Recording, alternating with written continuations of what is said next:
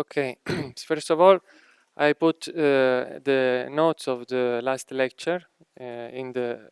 I gave to Enrico the notes, so they should be on the page, on some page of the school. Of course, there will be plenty of mistakes, so if you spot any, please tell me.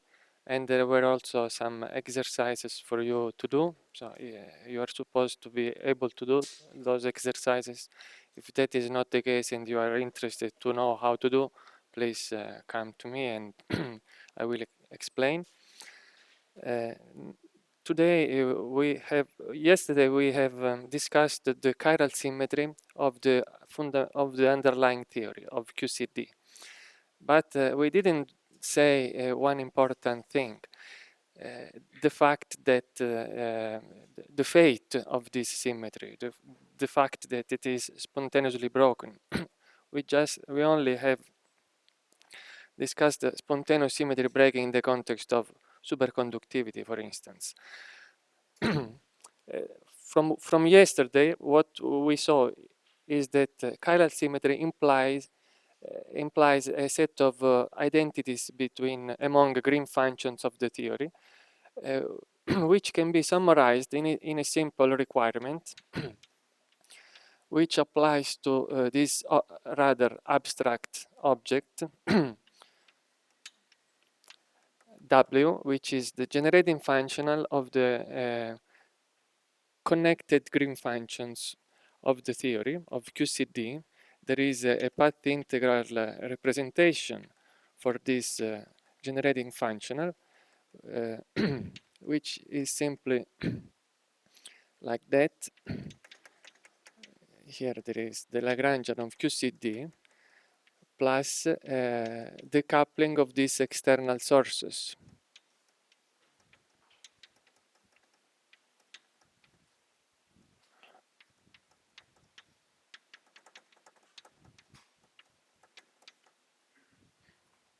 Okay, so if you take derivatives with respect to these vector sources, you you bring down in the denominator the vector current, which is another current of chiral symmetry, and you you have here the vacuum expectation value of that vector current. If you do two derivatives, you have the 2-point function, time-ordered 2-point function. These are the objects of interest for the theory. Okay, and where is chiral symmetry? Chiral symmetry is in the fact that we can subject the external sources to those local chiral transformation that we saw yesterday, and obtain another form of the generating functional, which must be actually the same as before. So the requirement of chiral symmetry is the fact that this generating function must be invariant under this local transformation of the sources. It is only if the functional interaction measure is invariant under this local chiral transformation, which is not the case. So actually, there is an extra term here. We just mentioned the chiral anomaly, ABJ anomaly, which is perfectly known. Okay, its effect is it is possible to include in the effective description. We know how to do that. This will translate in specific components of the effective Lagrangian, which are very well known, but which appear at higher order in the low energy expansion. So we can, for the time being, ignore this. But the conceptual point is that we have these constraints on the generating functional. So the effective theory must satisfy these constraints. If it is a simple constraint of invariance, then it is particularly simple. If it is this more complicated constraint with the anomaly, it is possible to take also that into account. So this the symmetry that we are talking about is the SU2 cross SU2 symmetry, okay, which for very complicated reasons, is spontaneously broken to the vectorial group, to the isospin group. So what does it mean? It means that the theory itself has this invariance, okay? This chiral invariance, possibility of independently transform the quarks of different chiralities. Approximate invariance, because this only happens in the chiral limit when these masses are zero. Which masses? The quark masses are zero.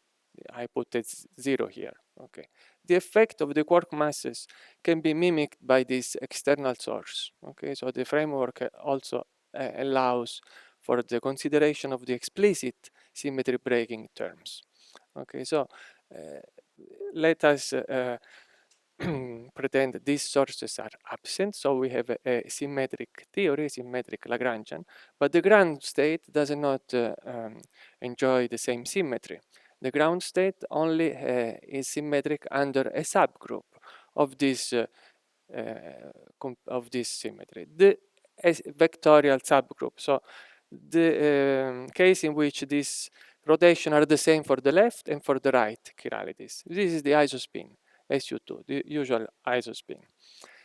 So the fact that there is the isospin, that the vacuum is invariant under the isospin is evident from the spectrum, because okay, particles organize themselves in multiplet of these groups, of this group, SU2, which are of any dimensionality, and there are multiplets of particles that generate in mass, doublet, triplet, quadruplet, all possible cases. So the vacuum does not enjoy the whole symmetry.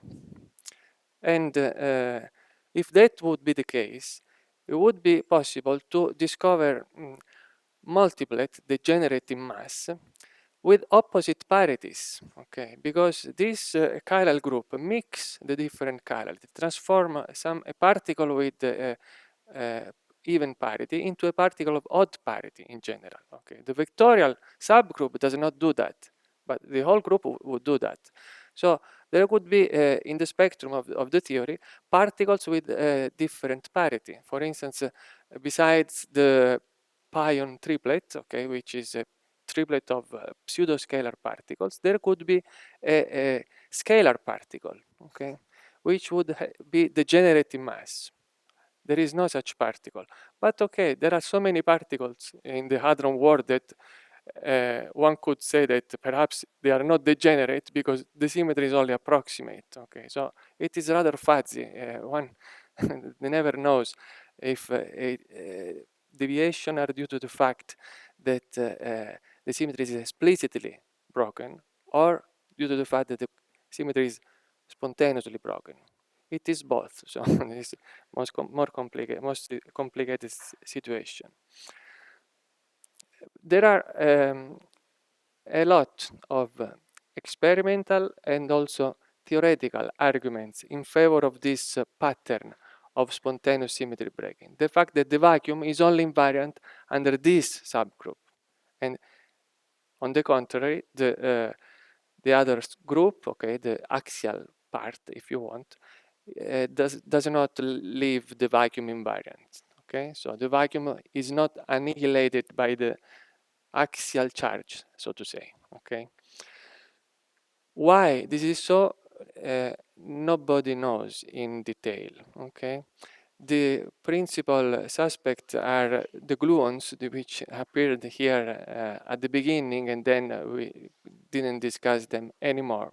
So the gluons, especially the possibility for gluons to interact among themselves. The fact that the gluons are charged particles that feel the interaction of one another, this has a lot of implication. This has the implication of confinement, for instance, and most probably has also the implication of spontaneously break the chiral symmetry. Okay, so these are the main responsible for chiral symmetry. The way it is done is rather mysterious. Okay, we only have hints from, for instance, lattice calculation. lattice QCD calculation. So the numerical, if you want, resolution of the QCD equations, which are very untractable because perturbation theory, of course, is not applicable, strong interaction. But okay, so instead of perturbation theory, one can solve explicitly the equations in a computer, in a simulation, and discover that this is the case. Okay, not understand why this is the case, but discover that this is the case. That is what comes from the thinking of the computer. We see the result, but we really don't understand why and how. Okay, to simplify the thing a lot. So this fact was proposed by Nambu that we discussed yesterday. This has a lot, two implications, okay? And these implications are contained in a theorem, the Goldstone theorem, that you know most probably very well. The fact that there are massless particles, like when the rotational symmetry of a solid, for instance, is broken by the magnetization, then we have low energy excitations, okay, which in the particle theory correspond to zero mass particle, long range correlations, okay. Zero mass particle can bring the correlations very far. And these are the Goldstone bosons.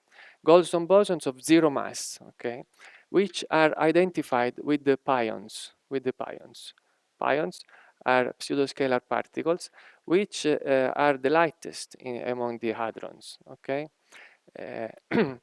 In the chiral limit, they would be massless if they are the Goldstone bosons. They would be massless. The next state, their mass is about 140 MeV. The next state, okay, in this hadron world, is the rho meson. Okay, its mass is 700 MeV. Okay, much higher than the mass of the Goldstone bosons. There is this mass gap which is developed. All particles are rather massive, except for the pions. Okay, perhaps before the rho, one could consider strange particles like kaon. They are, but if you remember, we are forgetting about the strangeness. Okay, of course, this argument can be extended also to the SU3 chiral symmetry, but for the sake of simplicity, we have considered this more simple SU2 case. So we are forgetting about the strangeness. Okay, so the next particle is the rho. There is this mass gap. Why? We don't know, but there is. Okay, so there is another concept. So this Goldstone boson from the Goldstone theorem is the particle which couples to the nether current. Which nether currents? The nether currents associated to the broken generators, okay? To the generators, that do not leave the vacuum invariant, okay? Not to the vector generator, but to the axial generator. So this pion couple the current that we have called axial current in a different from zero, okay? This is the axial current, and from this one can compute the axial charge from the space integral of the temporal component of the axial nether current, okay? This charge does not leave the vacuum invariant, okay? So Q5 vacuum is different from zero. If it was the vector charge, then vacuum would be a singlet under this symmetry, okay, invariance. For the axial charge, it is not the case. And the Goldstone bosons couples to this nether current in this sense, okay. Actually, different from zero, this matrix element is rather simple, okay. This is can be written in terms of a single constant, which is f pi. All the rest is like that, f pi and then p mu. Okay, this is due to the Lorentz invariance. Okay, vacuum is a Lorentz scalar. Okay, pion is a Lorentz scalar or a pseudo scalar. Therefore, we have here we have a vector. On the right, we must have a four vector. So there is only one available, p, because this e to the ipx is due to the translational invariance. We can actually know the dependence on x by shifting, okay, this field with the momentum operator, like that. So the vacuum is an eigenstate of the momentum operator with 0 eigenvalue. And here, so perhaps like that. I never remember if this way or the other way around. But okay, since the pion is a particle with momentum p, then it is an eigenstate of this translation operator. So the x dependence is known. All this matrix element is all the interest of this matrix element is this single constant, f pi. F pi is called the pion decay constant. So it couples to it determines the coupling with the axial current between the vacuum and the pion. And there is a very precise measure for this. Okay, here there is also a flavor structure. I'm sorry, because each pion couples to its current. So there is this Kronecker delta which selected the right flavor. Okay. This P is an index which goes from 1 to 3, the same way as this A index of the corresponding nether current does. The value for this constant is 92.4 MeV. Okay, this is measured in the decay of the pion from the disappearance of the pion into muon mostly. Okay, muon and anti-neutrino. So there is a very precise value for this. Goldstone theorem says that this particle is massless in the chiral limit. Is massless in the chiral limit. Now, if you remember chiral symmetry, then we have this relation. The current is conserved, okay, in the chiral limit. So we can okay, we can translate this equation into a constraint for this matrix element, of course, and get that when you do derivative, okay, with respect to x, it's like multiplying by p, okay, p mu that you saturate with it is p mu, and you get the pion mass. Okay, so you have that f pi m pi square.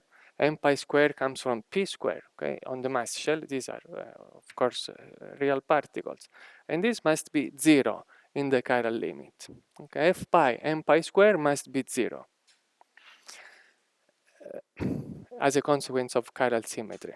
Of course, this does not imply that m pi is equal to 0, and so it does not qualify immediately the pion as the Goldstone bosons. It could be that in the chiral limit, okay, this combination goes to 0 not because the pion is the Goldstone boson and so its mass is different, it goes to 0 in the chiral limit, but because this f pi, this coupling, disappears somehow. It could be a possibility, okay.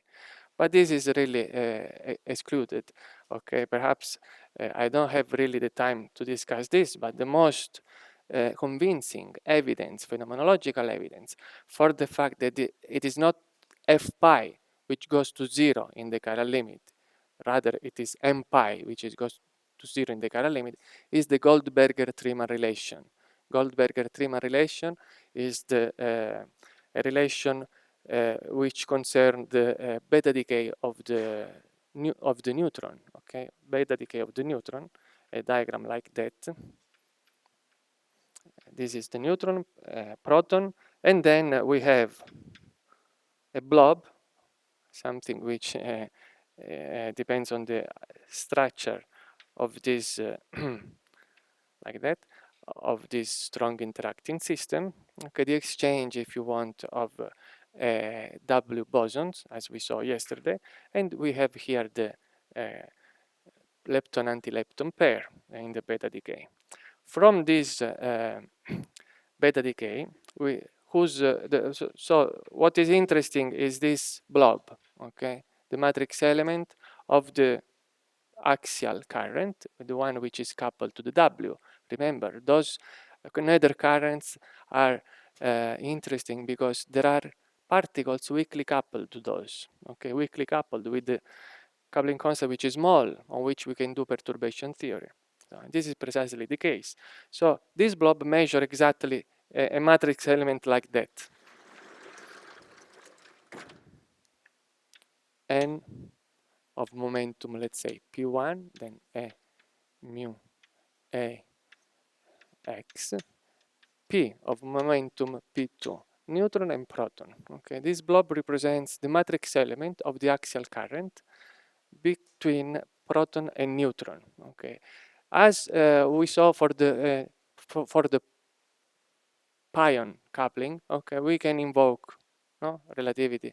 We can invoke Lorentz symmetry transformation to express this matrix element. Okay, well, the x dependence, of course, is not a mystery. It is like before, e to the I momentum transfer dot x, okay, and then there will be two form factors, okay, two form factors, and the rest is dictated by the Lorentz symmetry. So we have the spinor associated with the neutron, okay, let us put an n here, or we could say that the momentum of this Dirac spinor is p1.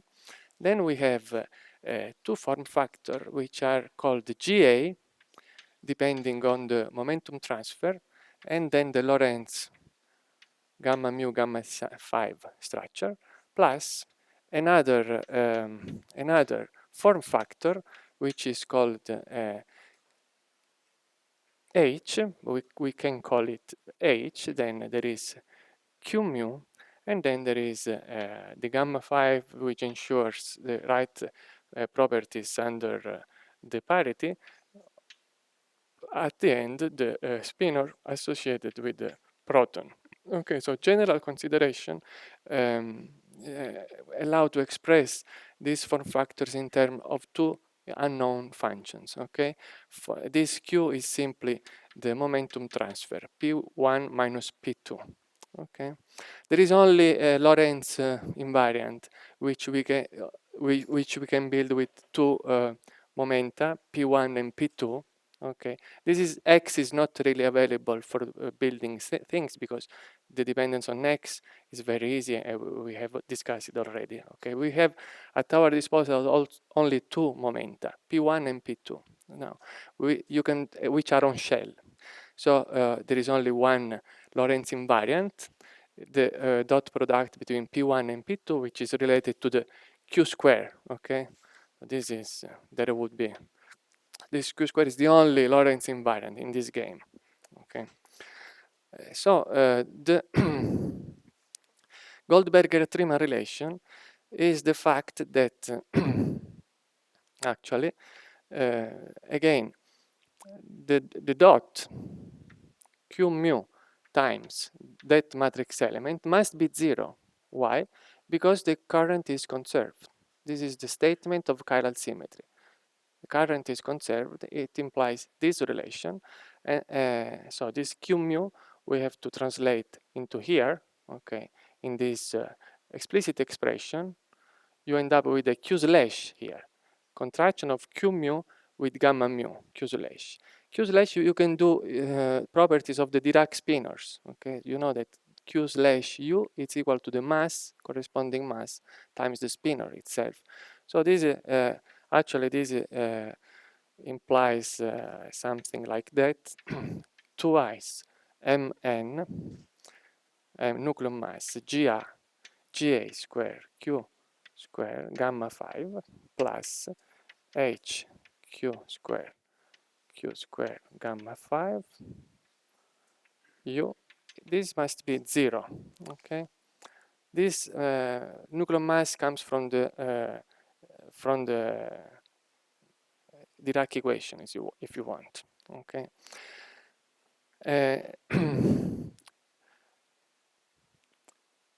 So if you take, this must be 0. If you look at this relation and you consider the limit of vanishing momentum transfer, Q equal to 0, okay, this term in principle vanishes, okay, unless there are massless particles. There are some massless pole, okay, which invalidates this reasoning. Okay, if you are very naive and you think take the limit, nothing special happens for this function h, and then in Q0 limit this is 0, you would end up with this very strange condition that the 0 value of this GA is 0. Okay, and this is incredible because the 0 value of this GA is nothing else than the axial coupling of the nucleon. It is a very well-known number measured in beta decays. It is 1.27, I believe. So it is certainly not 0 even in the chiral limit. We cannot believe, okay, that this very large contribution becomes 0 in the chiral limit. So the reason for this apparently difficult constraints to satisfy is the fact that there is a massless pole in this H. This is called the axial form factor, and this is induced pseudoscalar form factor.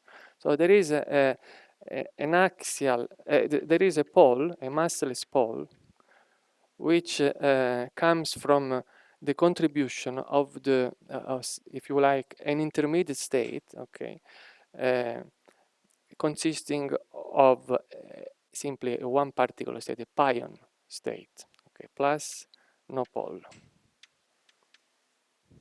no pion pole. So this blob can be decomposed in this situation, and here this contribution we know how it is, okay? There is the coupling of the pion with the axial current. This we have written there, okay? It involves the momentum, Q mu. So it is the right contribution, so to say, okay? This Q mu really can come from exactly from this mechanism. So then there is, this diagram here, we can write with the G pi n n. Okay, this is the coupling of nucleon with pion. Traditionally, this number is called the pion-nucleon coupling constant. Okay, it is something where, to be precise, there is a square root of 2 because pion here is pi minus. So, okay, so there is, it is this current is J1 plus I J2, so there are these normalization coefficients. Then there is this coupling of the pion with the axial current. This involves the constants f pi that we discussed before, f pi. It involves also a square root of 2, okay? Because again, the current that we are talking about here is, let's say, a mu 1 plus I a mu 2. It is the charge current, okay, the one coupled to the W. And so this is, so there is a factor of square root 2. We don't have to go run after this factor. This is the conceptual point which is important. And then there is the pole, the pole, Q square minus m pi square. Well, this is the contribution of the pion pole to this diagram, pion pole. So there is a pole, a pole at the mass of the pion. And this is for a general consideration of the connection, let's say, between matrix elements, operators, and diagrams. Okay, so you see that this is a contribution of to H, the pole contribution to H, the pion pole contribution. The rest is without pole. So here, what enters in this relation is q square dot H. So this q square contracts this q mu, so it gives q square divided by q square minus m pi square. So if the pion were not massless in the chiral limit, so this denominator would be different from 0 in the q to 0 case.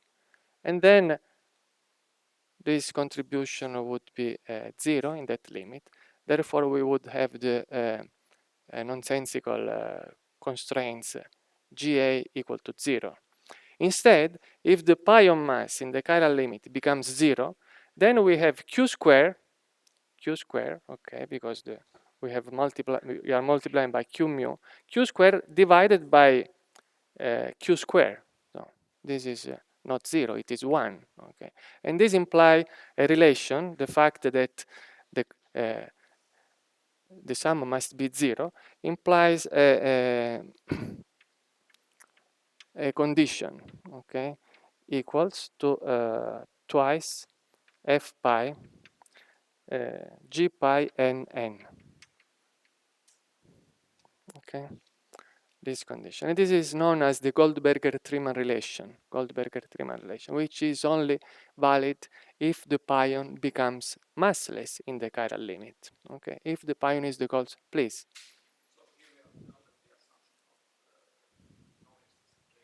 Yes, we are wondering whether the fact that the axial current is conserved, okay, which implies this statement, has the consequence that the pion is massless in the chiral limit or not. Okay, we are deciding among these two, between these two alternatives. Okay, yes.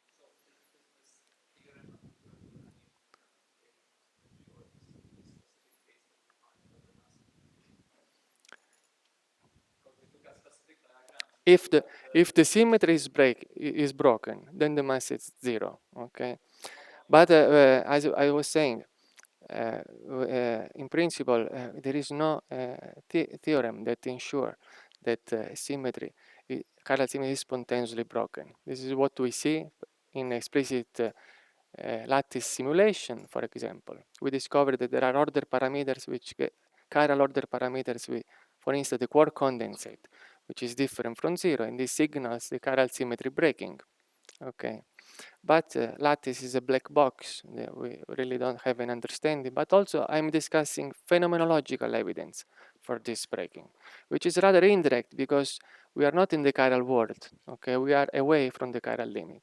So what we know is that there is a particle pion which couples to the axial current because it has the right quantum numbers, and its coupling is for sure that thing. Okay, must in the chiral limit satisfy this relation. So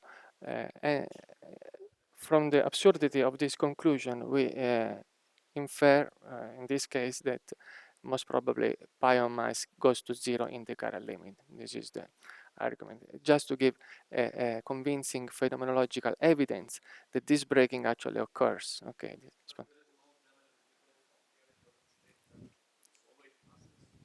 Goldstone theorem, yes, it ensures that there is a mass. Goldstone theorem says if a hypothesis of the Goldstone theorem is that there is a charge which does not annihilate the vacuum. Okay, a charge, a constant charge, okay, a charge of some symmetry, okay, deriving from a conserved charge current. Okay, and the theorem says if this happens, then there is a massless particles coupled to the corresponding nether currents. Okay, this is the statement. Okay, and by this argument we see that most probably we are we know the opposite. We in principle we don't know that Q5 on the vacuum is not zero. Okay, I was saying at the beginning, perhaps we don't know, there could be a parity mixing multiplet, okay, but there also could not be, okay, it's not very convincing. The truth is that in principle, we don't know if the axial charge annihilates or not the vacuum, okay, so we have to make a rather indirect logical path, okay. So since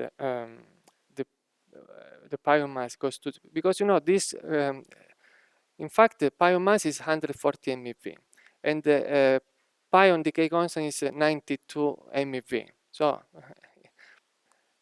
decay constant is closer to zero than the pion mass in principle. One can have the doubt, no, that it is. Instead, it is not, because of the Goldberger-Triemann relation is the most convincing evidence about that. Okay, and these relations is convincing because it works. Okay, as I was saying, the nuclear mass, the axial coupling. It is 1.27. 1 point is a pure number. 1 point. In fact, 1.27. Okay, there is also this slight extrapolation from Q square in the neutron beta decay to the zero, okay, of this. But this is very small path, okay, because the Q square in this relation is limited to very small values. Basically, the difference in the mass of the neutron and proton, let's say. So there is a very slight extrapolation from this to this. So this number is very similar to 1.27 multiplied by twice the nuclear mass is a very macroscopic, very hadronic number, let's say. Okay, and this is precisely it works because this G pi n is about 13. I don't know exactly the number, 13. So if you multiply 2 times 13.5, I don't know, times 92.4 that you measure in the decay of the pions, then it works. It is known as the Goldberger-Triemann relation. It was derived in the 60s, okay, in this way. So, yes. Chiral limit, sure. Chiral limit is the limit in which the mass of the quarks in QCD are taken 0, okay? Mass of the quarks is 0. Only in this case, the chiral symmetry leave the Lagrangian invariant. Otherwise, the mass term mix the different chiralities. Okay, and m up, m down. In reality, what is m up and m down? Okay, well, it's difficult to say because you cannot consider a quark and just measure its for momentum, take the square, because you never see a quark in your detectors. So the meaning of this quantity m up is more like a coupling constant in some Lagrangian, okay, than characteristic of a particle, because quarks are not particles, okay, they are fields in the Lagrangian, okay, and in fact this mass, as all the coupling constants in quantum field theory, run with the renormalization group, okay, so they are called running quark masses, and at a reasonable scale of renormalization group, let's say around 1 GeV or 2 GeV, okay, these values are like 4 MeV, 10 MeV, well, no, 2 MeV, 6 MeV, I don't know. As I was saying, they are running quark masses. So, and these values are much smaller than, let's say, the lambda QCD scale, the scale of the hadrons, okay, which are of the order of the GeV or 100 of MeV. Very small numbers compared to this. So we are rather close to the chiral limit. Also, I must tell you that, this number is about, forgive the rather fuzzy statement, but these numbers are 2 MeV, let's say, pretend, okay, are 2, maybe it's 3, 6 MeV, And there is a symmetry, which is not chiral symmetry, it's isospin symmetry, which only relies on the equality of mass of the up and mass of the down. This is enough. If mass of the up is like mass of the down, then you can interchange, let's say, up with the down, and you have the charge independence of nuclear forces. For you have the isospin limit, and we know that this isospin limit is quite a good limit. I mean, a close limit. So, but you know, the difference in the mass of the up and the down is comparable with the absolute value of the. I mean, we are not farther from the isospin symmetric world than we are farther from the chirally symmetric world. You know, so this is chiral symmetry is not a symmetry which is worse than isospin symmetry. This depends on the real pattern of these light quark masses. Okay. Now, what I was saying is, so consequence of the Goldstone theorem, there are massless particles. Most probably, massless particles are the pions. They share the same quantum numbers of the nether currents, or they are pseudoscalar particles. They are have odd parities. Okay, Goldstone bosons, because the currents are bosonic currents. Okay, in the case in which these currents were spin half integer spin. In case of supersymmetry, for instance, the quantum numbers of these Goldstone particles would not qualify them as bosons, but rather as fermions. In this case, they are Goldstone boson, spin 0, odd parity, okay, pseudoscalar. There is another consequence of the Goldstone theorem, the fact that these particles at low energy interact weakly. Okay, they do not interact in the limit of zero energy, okay, and in the chiral limit. And so these two, the second statement, we will encounter in concrete, okay, the manifestation of this part of the theorem, if you want, the fact that they interact weakly at low energy. The weakness of the interactions among pions is very useful because it allows the establishment of a perturbative framework, okay, to do calculation. If the interactions are weak, then we can do perturbation theory, okay. So if we look at this expression, at this definition, if you want, of the generating function of QCD Green functions, okay, we can replace the fluctuating fields in this path integral, okay, this soup of quarks, gluons, which okay, fluctuates, and you have to take them with the weight implied by the action. Actually, we can replace with another soup in which what is fluctuating is not quarks, antiquarks, and gluons, but only the lightest excitations, okay, the lightest particle. Okay, so we can seek a low energy representation of the same generating functional by computing it like that, and effective, and this is Lagrangian describing the interactions of this lightest particle which fluctuates, okay, in the presence of the external source S and P. Okay, one representation of the same functional of the underlying theory. Okay, this is like from BCS to Ginsburg-Landau, something new, some new ingredient emerged in that case. In that case, it was the order parameter. In this case, is this Goldstone boson field. Why this is true? Let's say because for small energies, small enough, the only things that fluctuates are the lightest particle. This lightest particle, I mean, these fluctuations, remember, they are weighted by the corresponding action. the highest the mass of this particle, the largest the action, and then the smallest the weight in this path integral. Largest, smallest, these are complex numbers. I shouldn't compare the magnitude to complex numbers, okay? But most of this reasoning is done in the Euclidean version of the theory, in which this weight become like statistical mechanics weight. Okay, so this is the trick of the effective theory.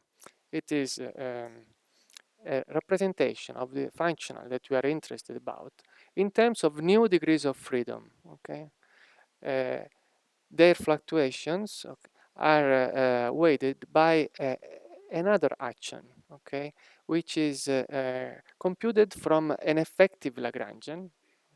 Of course, there is no relation, simple relation between the Lagrangian of QCD and Lagrangian effective Lagrangian. Even the degrees of freedom are different, so completely different. But we have to satisfy this requirement, okay? The requirement of invariance of the generating functional under the local chiral transformation of the external sources. This must remain true, okay? Then we have to, in the ignorance of what the effective Lagrangian is, we will write down the most general effective Lagrangian, okay, which satisfies this requirement, okay, so which is invariant under local transformation of the external sources. So these are the rules of the game. In the writing the effective Lagrangian, we have to consider all possible terms respecting this chiral symmetry, okay. There is an infinity of terms, okay, in this effective Lagrangian, but they can be ordered in the low momentum expansion, okay. We can consider only terms with a given number of derivatives. We'll see that in detail later, okay. So let's start to ask ourselves what are the transformation properties of these pion fields? Yes. 5 minutes, stop now. Well, let me state the problem and then we okay. To write the effective Lagrangian, so we have to write the most general effective Lagrangian invariant under this symmetry, but we have to ask ourselves how do the pions, the Goldstone boson, transform under the chiral symmetry. We know how the sources transform. We saw it yesterday, but we don't know how the pions transform under chiral symmetry. We know that the pions are isotriplets, so they are isovectors, okay, under the vectorial group. But our question about the general chiral transformation. How do the pions transform under the general chiral group, not only the vectorial subgroup? This we are going to answer after the break.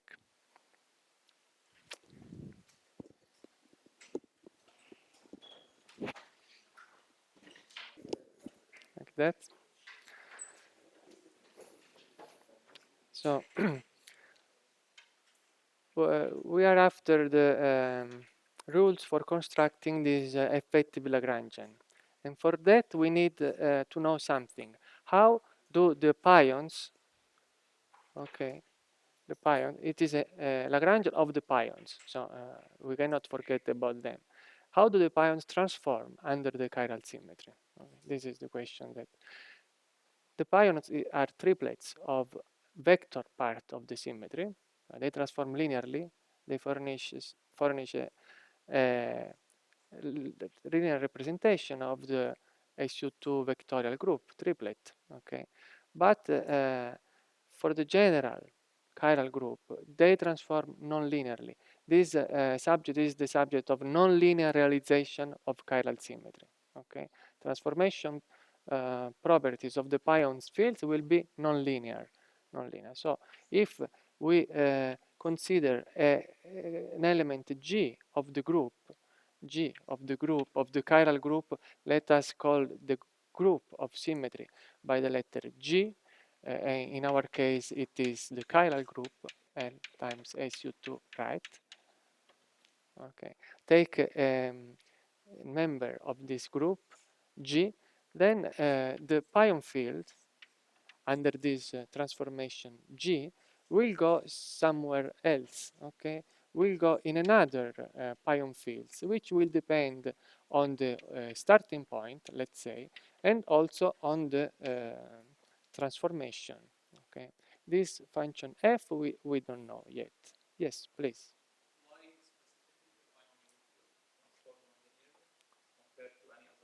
Because it is the Goldstone boson of the spontaneous breaking, okay? Um, so this f we don't know, but it must respect the composition law of the group. So if we start from some pion field, okay, and we do a transformation G2, and then we arrive at the transformation at another field. Let us call it pi prime, okay, and then we again act with a further transformation we call G1. You know, with the groups, you have always to take the order which is not the first that you would write. P second. Okay, this is like going in one step with G1, G2. It's the same. You first act with G2 as we did, and then G1. So here, this pion field goes to F of pi, and then G1, G2. And this pion is the result of this function f starting from p prime and then acting with g1. Who is p prime? Is the arrival point of pi under the transformation g2. So we can do f of pi g2. And this must be the same. This is the group composition law. So now let us ask ourselves, and this brings me back to the linearity, non-linearity question that was that arose. What is the arrival point of the origin of this pion field manifold F0G?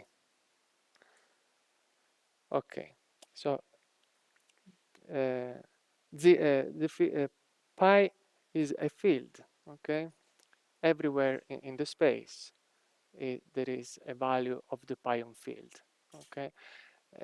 The origin, there is a manifold of pion fields, okay? There are a lot of different functions, if you want, which describe the field configuration of the pion. Among all these configurations, there is the most trivial one, 0, okay? The 0 in this manifold, the origin of this manifold. Pi, this is a field, a rather useless field indeed, but the field which is always 0, okay, for every x. It is useless, but the 0 must exist. It is very important mathematically. So if the transformation was linear, then the origin would go to the origin.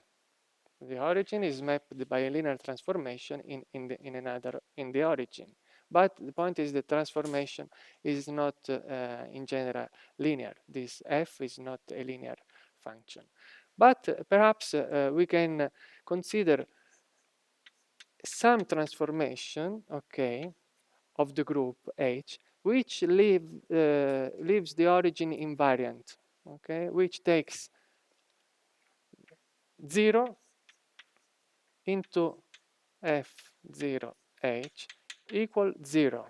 Okay, so let us consider special transformations of the group H, okay, which send the origin in this manifold in the origin, which leave the origin invariant, as one would expect from a linear transformation. Okay.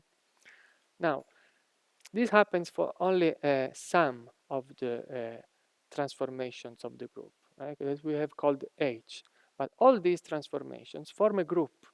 Okay, this we can do. We can see very easily. So if we consider two of these transformation, H1 and H2, okay, for both of them, the origin is mapped in the origin.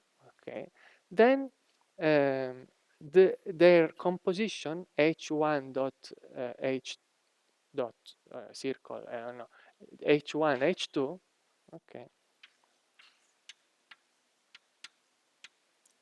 also map the origins in the origin. And to see that, we can use the definition. So we can proceed step by step.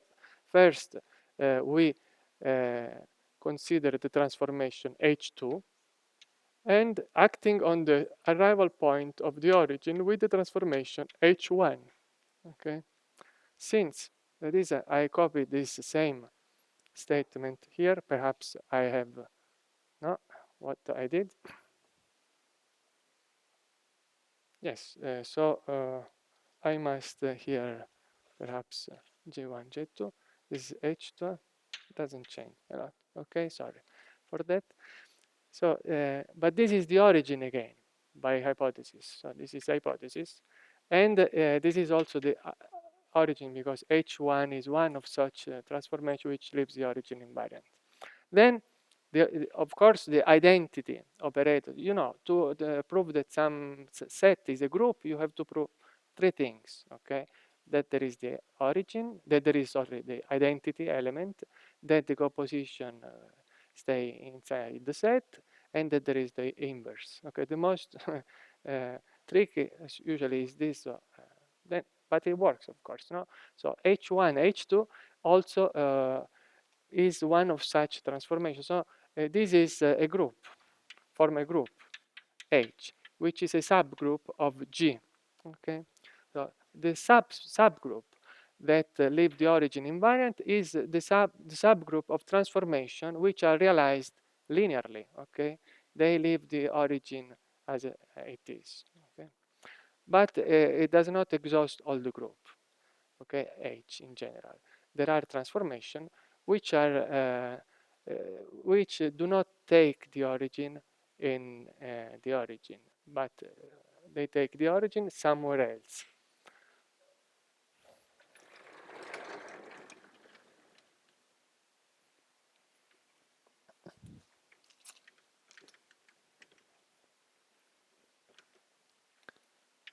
F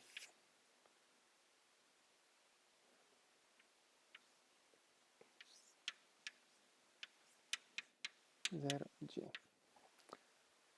General transformation of the group transform the origin of this field manifold in some other field which is not the origin.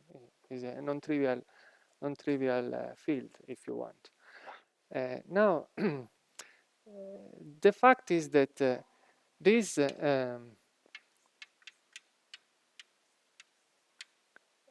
arrival point of the origin by any transformation of the group G is the same as the arrival point of the origin by any transformation of the form G composed H for any H belonging to H.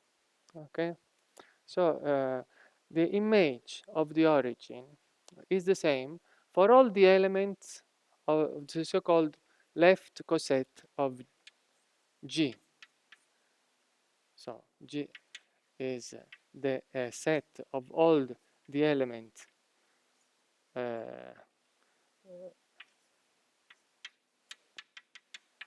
of this sort.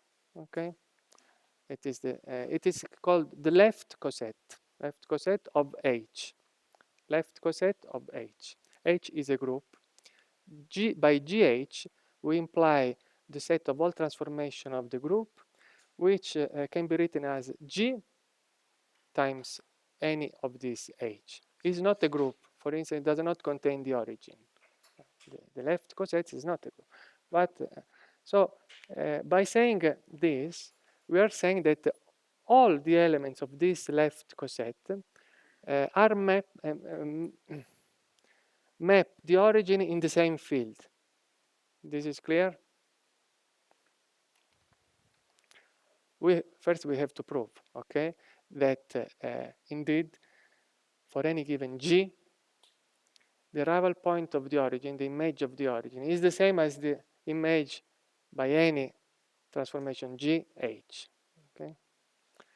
So, so let us prove this.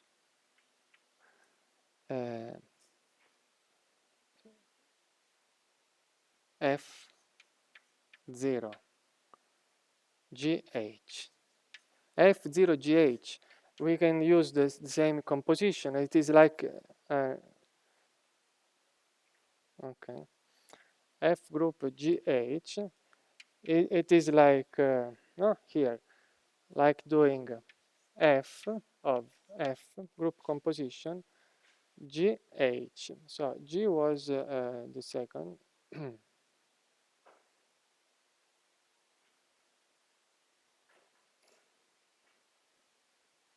Okay. So G1, G2. We act with G2 first, then here this is F, yes, by G2. This is correct. Okay, so how do we prove this? F0GH is like taking the origin in something else, which is 0, and then F0G. So this is rather trivial, okay? GH is the transformation that we have to do. First act with H on what? On the origin. And since it is H, leaves the origin invariant. So we arrive at the origin. And then we transform with G. So it is self-evident. Okay, so this mapping, okay, is the same. The image of the origin is the same for all the elements of this set, of this left coset. Okay, and there is also another thing, that this mapping, okay, so let me tell you another thing, that since perhaps not all of you are familiar with group theory, coset decomposition, so let me very briefly tell you that for any given group, you can do a coset decomposition, okay? So basically you have that a group is the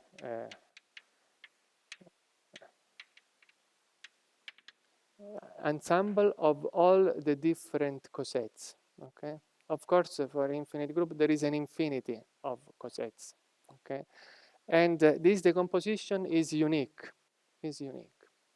So any transformation of G belongs only to one of the left coset of any subgroup H, okay? So you see, every one of these cosets maps the origin of the pion field manifold in the same field, okay? Maps the origin in the same field as we saw before. And this mapping of this element, this is 1, this is 2, this is 3, there is an infinity of them. This mapping, okay, I repeat, from the cosets, the left cosets, to, which are sets, okay, to the pion manifold is 1-to-1, this mapping. So it is invertible. Okay, let us prove this fact also. 1-to-1 mapping.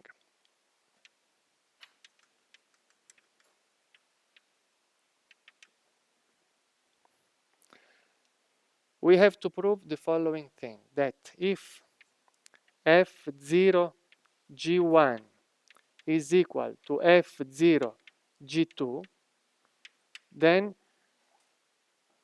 G1 and G2 belong to the same coset. This is the expression of this one-to-one correspondence. The correspondence is invertible. Okay, if the arrival point is the same, then also the transformation, the starting point, the transformation is the same.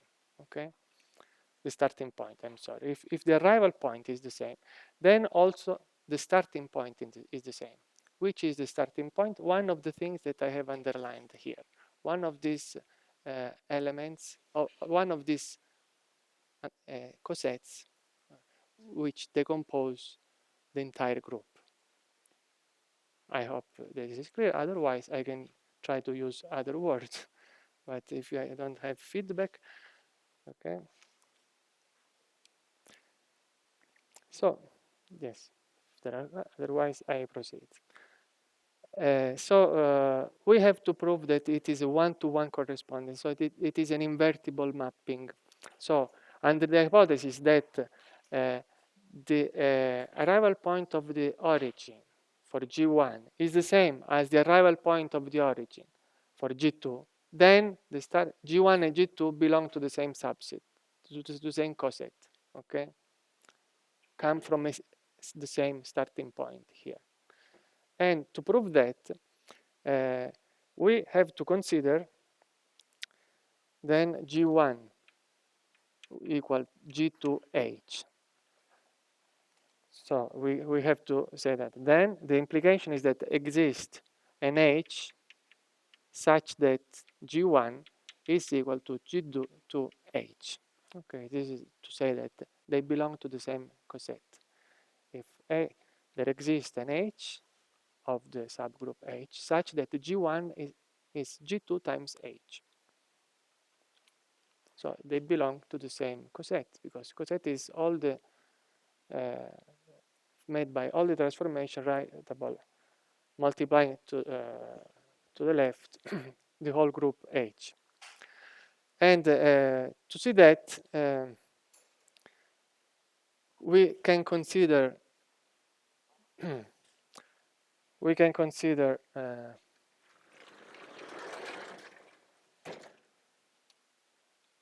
the transformation F0 G1 minus 1 G2. Okay, let us consider this transformation. G1 and G2 are two group members, so there exists the inverse, there exists their composition, okay? And so this is, we apply the group composition law, so we can proceed in two steps. So first going with what? With G2 from the origin somewhere else, 0, G2, and then from this intermediate step with G1 to the minus 1. Okay, this is. But by hypothesis, F0G2 is equal to F0G1, by hypothesis of the theorem. So this is the same as F0G1. So this is F of F0G1, G1 to the minus 1. And then you can apply the composition rule again to show that this is F of 0 of G1 minus 1 G1.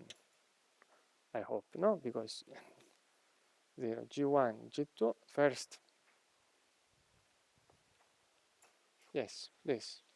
And G1 minus 1 G1 is the identity. In group theory, normally it is called the E, the neutral element. Okay, E. So of course, E does not do anything. So it leaves the origin as it is. It is 0. Okay. So this proves that this G1 minus 1 G2 is one of the transformation which leaves the origin invariant. So it lives in H, in the group capital H. G1 minus 1 G2 belongs to H. So there exists an H such that G1 G2 equal H and by left the multiplication with G1, we have that G2 is equal to G1 times H, which is what we had to prove. Indeed, actually we had to prove the opposite. Okay, but simply you do the same with the 1 and 2 interchange. Okay, so this is a map, a one-to-one mapping. A one-to-one mapping from what? From all these cosets to the space of the pion fields. Then the pion fields can be viewed as a sort of coordinate of this zoo of ensembles. Okay, they parameterize via this one-to-one correspondence all these different cosets.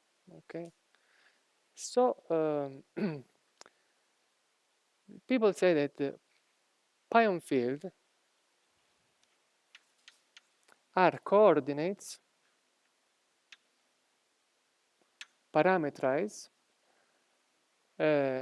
the group G, the quotient group, okay, G over H. G over H is what is the ensemble of all these underlined sets, okay,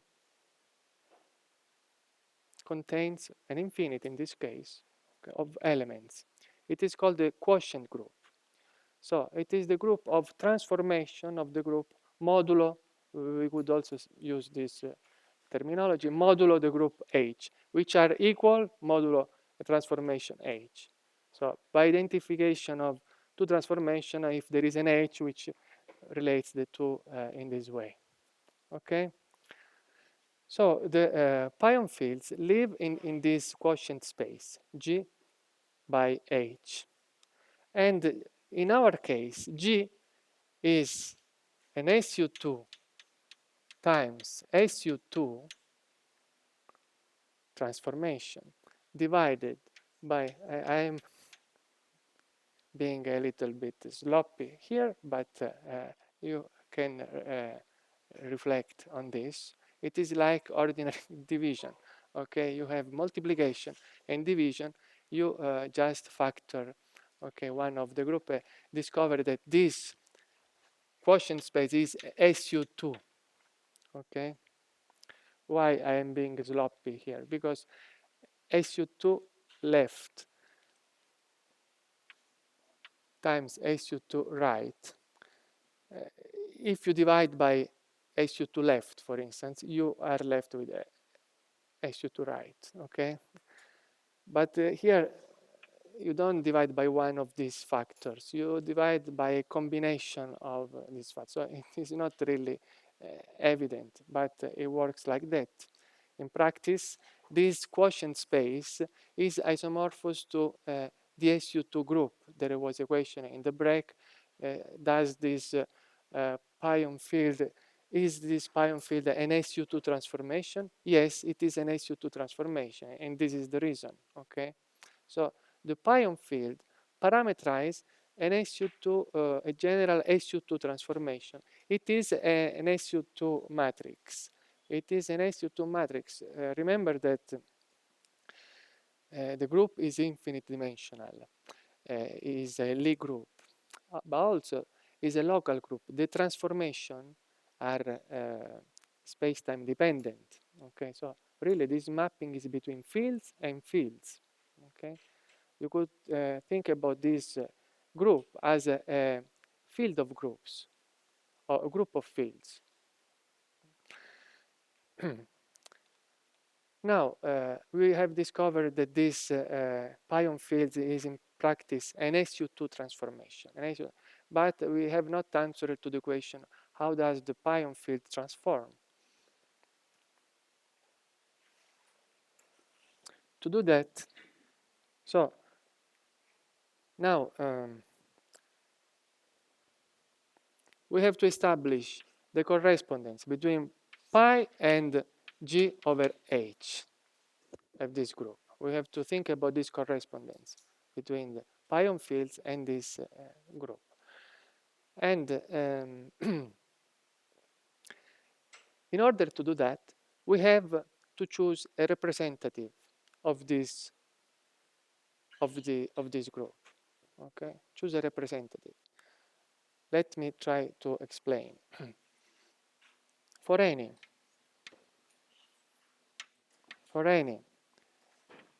G belonging to G, for any G belonging to G, choose a representative in G in GH. Okay, in one of these subset. Okay, choose a representative. So G in our case is actually the action of two transformations. It contains a factor of SU2 left and a factor of SU2 right. And we can declare that the representative element of this left coset for this G is call it okay identity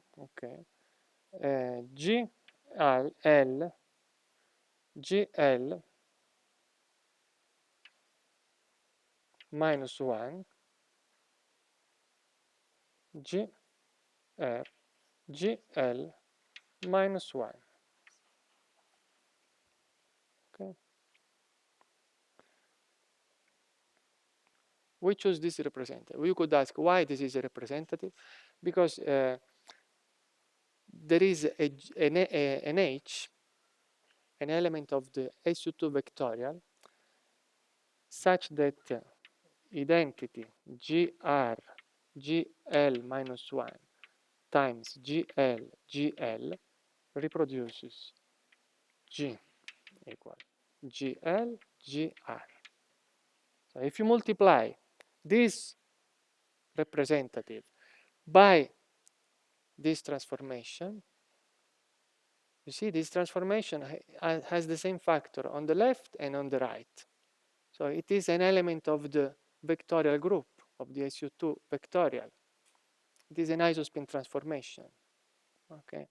So if you multiply the two, you say you have the origin, you say identity times GL is GL, and GL minus 1 times GL, the minus 1 with 1 simplifies, and you are left with GR. Okay, so this is a choice.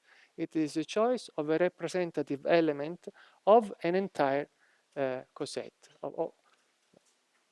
Given G, you have an entire set of transformation, GH. Okay, and among this entire set of transformation, we choose one representative, declaring that it is the one which has the identity as the first factor.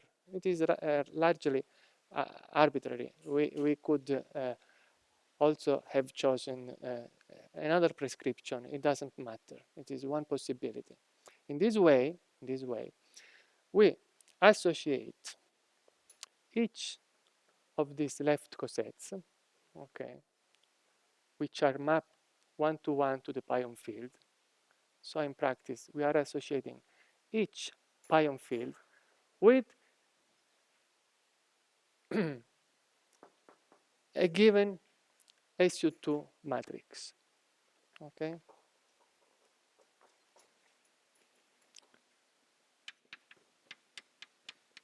So P pi, is equal to this matrix. Okay. And now we can ask, how does pi transform under a general transformation of the group?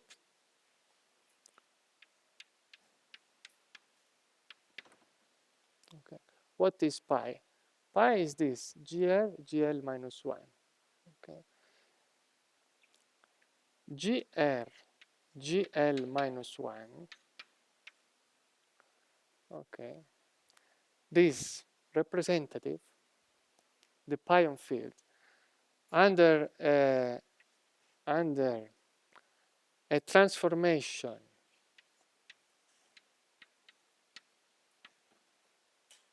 of chiral group. In the beginning, we have denoted this transformation by VL and VR. Okay. This is taken, I turn, in this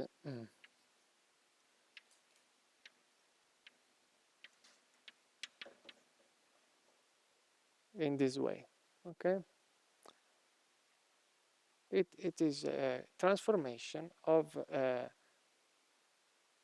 the group L. It is the group composition rule. Okay. Identity goes to VL. This matrix goes to VR dot this matrix. Okay. But we are not done yet. We have to understand what is the representative of this arrival point. The representative of this arrival point is identity VR GR GI minus 1 VL minus 1 times VL VL. So we can write this arrival point as the composition of one transformation, which we took as a representative of the entire coset, times a transformation of H, okay, isospin transformation. So you see that under this general chiral transformation, the pion field, this SU2 matrix, is transforming into this other matrix, okay? We can call this SU2 transformation GR times GL minus 1 U. Understand it as an SU2 matrix. What we discovered is that U under the transformation of the chiral group goes into VR U VL minus 1, or if you like VL dagger, because H2 transformation dagger is equal to minus 1, okay, unitary, as you wish, minus 1 or dagger is the same, okay. So this answer to our question, how does the what is the pion field? In practice, it is an element of an SU2 group, okay, so special unitary 2x2 transformation. How does it transform under general chiral transformation? In this way. This depends, please, there is a question. Yes.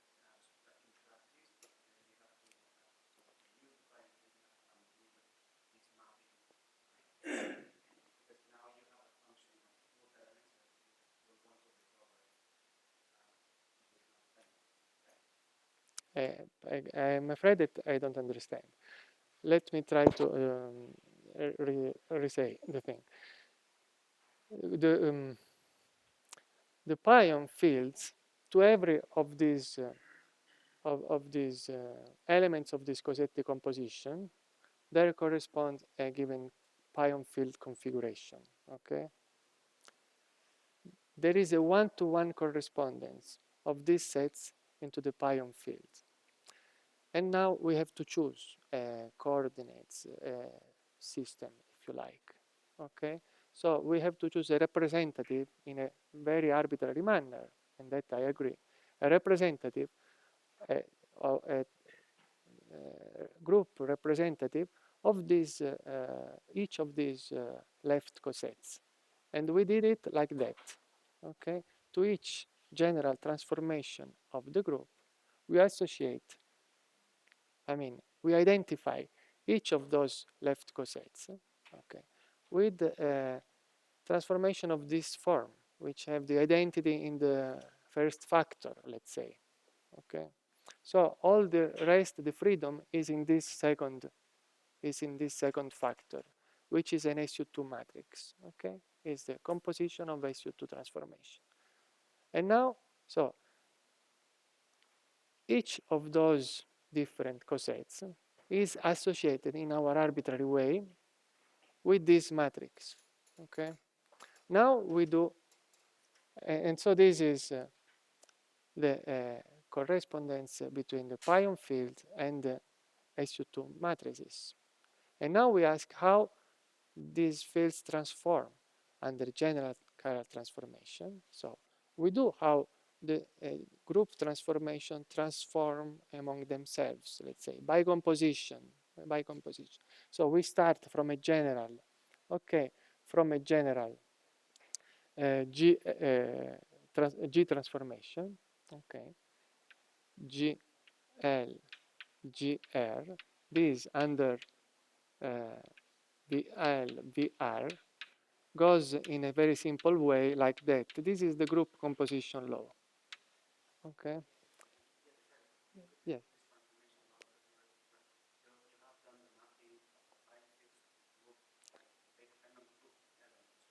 Yes.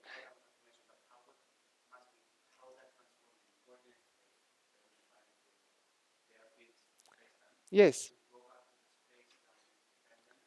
So the space-time, uh, this is a legitimate question because this group, where is the X in these groups? No, this is asking. But I was commenting before that actually we are after a sort of local version of these groups. So these groups are really field of groups or groups of fields. I don't know which words to use, but they are, say, X dependent. Okay, so you recover the whole possible field configuration. What you have to say is that what is the pion field, okay, that you arbitrarily chose to correspond to the given coset. So first of all, to which coset does this transformation belong? Okay, it belongs to the coset represented by this SU2 matrix that you took as your pion field, and you know how it transforms this general point. So the arrival point, what is, okay, to which of the different left cosets does this transformation arrival point correspond? So you have to undo in your words, okay? And since we chose the representative to have the identity, okay, in the first factor, you discover that, and this we in our association, this is the new pion field. Okay, so starting from a pion field, transforming of the by group transformation, you arrive at another pion field. If you call this, okay, matrix which is involved associated to pion fields, call it U. Okay, you know now how it transforms under general chiral transformation. Okay, and you may wonder. You will remember this that the right transformation appears on the left and the left transformation appear on the right, which is not the most natural thing, but history has gone in this way. So this is the universal accepted convention. So we stick to this convention. It would have been the same, for instance, if you had chosen another representative. Okay, transformation law would have does depend on this choice. But we have now we know this, our at least a starting point. Okay, this pi, instead of pi, we will. I see that it is 1 o'clock, and so I have to stop. But so I don't want to start another. I don't even want to comment. It's good that if the next time I recover from here and try to construct this effective Lagrangian and leave time if there are some questions.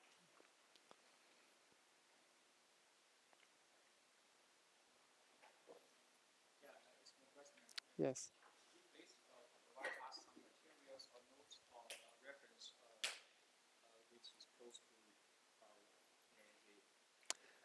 So I was saying at the beginning, yesterday I put the notes of lectures of yesterday lecture in the web page, in which I wrote what I more or less I was telling to you. Okay, please don't take these notes as textbook or even other more elaborated discussions, okay, I have inserted some references in those lecture notes to more extended. Okay, I will do the same to make sure.